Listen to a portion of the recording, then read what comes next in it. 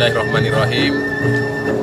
Senja di Takengon, saya beserta istri sore hari ini ada di Bubur Telega dengan Pak PJ Bupati Aceh Tengah, PJ Bupati Meriah Kota Ibu, dan PJ Bupati Wali Kota Bira, PJ Bupati Bira.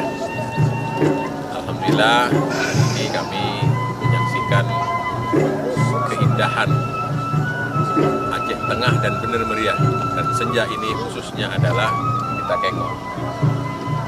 Saya mengajak kawan-kawan khususnya yang berada di Takengon ini untuk mengelola daerah wisata ini dengan baik. Kenapa? Karena potensinya luar biasa dan semakin banyak saudara-saudara kita datang kemari membelanjakan uangnya, itu akan melipat gandakan kegiatan ekonomi di sini. Nah, Pak Bupati tentunya bersama jajaran harus selalu berinovasi, memperbaiki kualitas layanan wisata. Semoga Aceh Tengah semakin ada dalam hati kita semua. Terima kasih. Wassalamualaikum warahmatullahi wabarakatuh.